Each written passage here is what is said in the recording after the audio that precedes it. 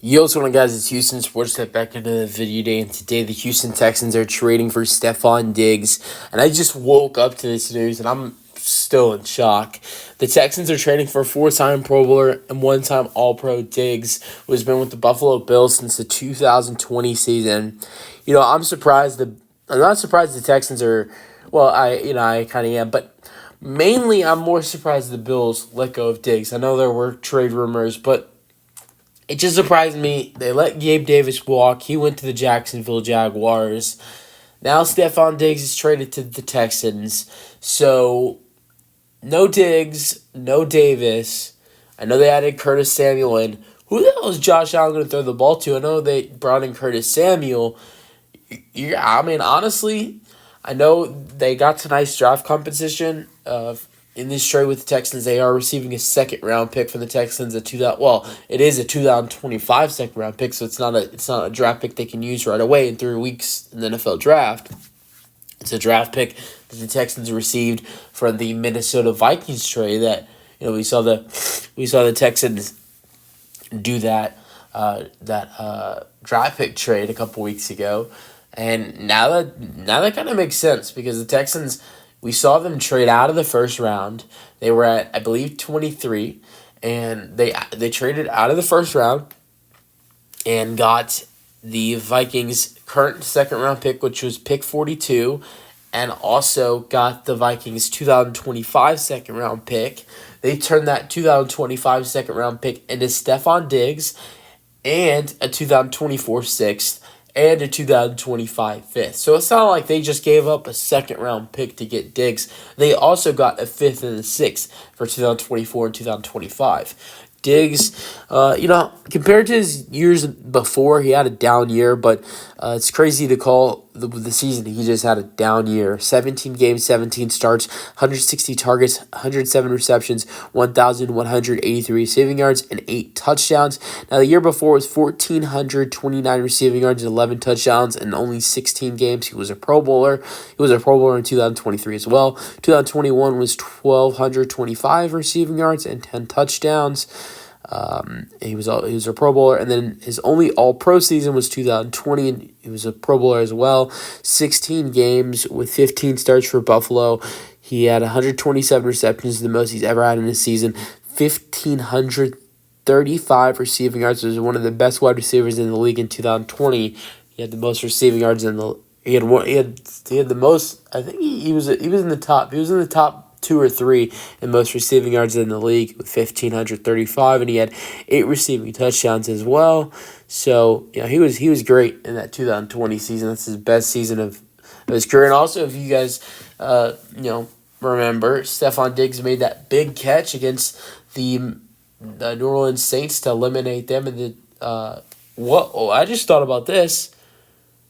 Reunited with the quarterback that threw him that pass. Obviously, they're not going to be playing together. I mean, they're going to be on the same team. But Case Keenum, who is the Texans' third string quarterback as of right now, they've been reunited before because Case Keenum has played for Buffalo, has been the backup quarterback for Josh Allen. But Case Keenum was the starting quarterback for the Minnesota Vikings when Stefon Diggs made that miracle catch against the New Orleans Saints to win the game and send them that sent them to the NFC Championship game, which ultimately they did lose to the Eagles, and the Eagles went on to the Super Bowl and the Eagles ended up winning the Super Bowl against the Patriots. But the quarterback that threw that amazing, miracle was Case Keenum, who is the Texans' third string and an emergency quarterback for the Texans. So those two guys will be reunited again because they were reunited when Case Keenum was traded to Buffalo and became the backup quarterback for Buffalo. Now they're reunited again. Third team, they will be, I'm going to say hopefully because, obviously Diggs isn't going anywhere. He's going to be on the team, but you never know. Case could get traded or get cut. Especially when you have another quarterback on the roster like Davis Mills outside of C.J. Stroud. So you never know what's going to happen to that third QB. But, he's a veteran guy. You got two young guys like C.J. Stroud and Davis Mills, so I don't really see Case going anywhere. But I want to talk about the future of this offense because this offense is stacked. I didn't see the Texans making a big move because we saw the Texans, ignore wide receivers like Mike Evans and other wide receivers that were going to be available, Keenan Allen. And, I thought the Texans wanted to keep it rolling with their two young guys in Tank Dell and Nico Collins. But now they add in a guy like, now they added a guy like Stefon Diggs. This wide receiver trio is going to be amazing. Who is the wide receiver 3 in this lineup? That's what I'm wondering. Is it Tank Dell? Is it Stefon Diggs? I don't think it's Nico Collins because C.J. Stroud loves to throw the ball to Nico Collins. And I don't think that's going to change, especially with Tank Dell. Anybody saying that's going to change with Tank Dell getting healthy or Stefon Diggs being added into the mix, it's not going to change. C.J. Stroud's still going to throw the ball a lot to Nico Collins. They have great chemistry, and also I just don't see anything changing there. But I think all three are going to, I think this is the type of offense where, you have a superstar trio wide receiver core, and it's not like all are two. You're not gonna see two of them play great. You're not gonna see two of them play good, and then the others kind of left out. I would kind of look at the Seahawks, how they have they're not as good because the Texans wide receiver trio is a lot better in my opinion, but. Look how they have. Well, it's debatable. Look how they have DK Metcalf and Tyler Lockett and Jackson Smith-Jigba. I think that's kind of a fair comparison as well. And everybody kind of gets the ball in that offense now. I think the Texans pass the ball enough where it is, definitely it's going to be okay having 3 stalwart receivers. I don't see anybody getting left out, to be honest. And then you have Dalton Schultz as your tight end. He's a great tight end. And then you have Joe Mixon as their running back. So it's just a stacked offense. And then left tackle, Laremy Tunsil. The rest of the offensive line is all right, but mainly important, left tackle, Laremy Tunsil. Your defense, you have Danielle Hunter and Will Anderson Jr. as the pass rushers. You have Derek Stingley Jr. As your cornerback.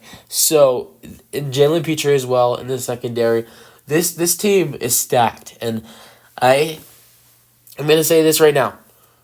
I'm locking them in to win the AFC South. I don't see any other team taking the Texans out to win the AFC South. I once saw the Jaguars as the biggest threat for the Texans, and I really thought beforehand, before we saw the Texans, make the moves like bringing in Danielle Hunter and Stefon Diggs, that the Texans definitely had a chance to win the AFC South, but I thought maybe the Jags would grab that division again. But now that we've brought in Diggs and we've brought in Danielle Hunter, we still have the draft left with a second-round pick in the draft and other draft picks to improve this team. And we still have other money in, and we have some other money to spend. I can totally see the Texans improving this team even more. And for everybody wondering what the Texans were doing, restructuring those contracts, we saw the Texans restructure Titus Howard, and there was a couple other players' contracts that the Texans restructured. This is why the Texans restructured those contracts, was because they were planning a big trade for Stefon Diggs. Let me know your thoughts on the trade in the comment section, and peace out. Go Texans.